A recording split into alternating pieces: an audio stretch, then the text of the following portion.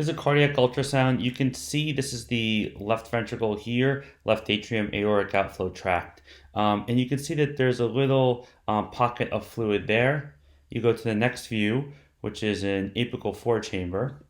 And when you look at the apical forechamber, you can see that there is indeed a pericardial effusion.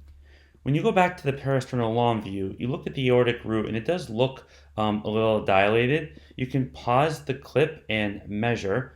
And if you measure it, it is about 4.3 centimeters. So definitely a dilated aortic root. 3.5 is a sensitive cutoff. A lot of people use 4, but this is 4.2, so this is definitely above that.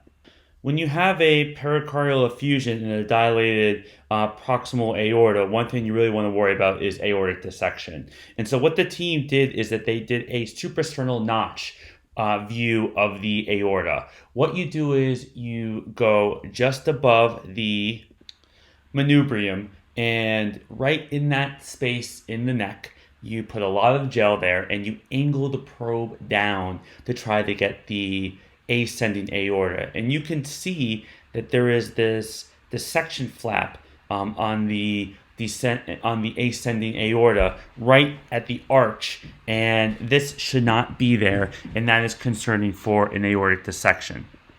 So this is the distal portion of the arch. Now it turns into a descending aorta, and if you look at this area, you'll see the dissection flap come into view very briefly right there. This is again another view of the aorta where you can see the flap here of the aortic dissection. So again, this illustrates a great way to look for aortic dissection, which is to look in the suprasternal notch. Obviously, this is not as good as CAT scan, and really a CTA of the aorta is the way to go in terms of ruling out this diagnosis.